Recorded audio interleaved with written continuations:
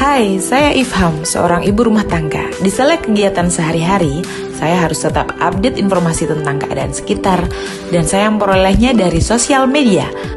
Untuk mendapatkan info yang valid, saya mengikuti beberapa akun media sosial resmi milik public figure.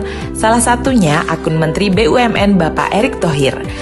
Salah satu menteri yang terbuka kepada publik atas kebijakan-kebijakan yang beliau putuskan, yang disampaikan melalui akun media sosial milik Bapak Erick Thohir dan lewat akun Jawab ET. Ketika tim Jawab ET mengadakan kuis, saya tertarik untuk mengikutinya. Karena selain dapat menguji pengetahuan, juga bisa dapat hadiah.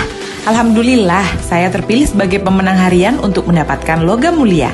Hadiah sudah saya terima. Unboxing time! Saya mengucapkan banyak terima kasih kepada Bapak Erick Thohir dan tim Jawab ET atas hadiah logam mulia ini. Semoga Bapak Erick Thohir selalu diberikan kesehatan, kesuksesan, serta kekuatan dalam menjalankan program-programnya, dan kami akan selalu mendukung gerakan yang diciptakan oleh beliau. Saya merasa sangat bersyukur memiliki Bapak Erick Thohir sebagai salah satu pemegang kepemimpinan di Indonesia, demi Indonesia yang lebih maju.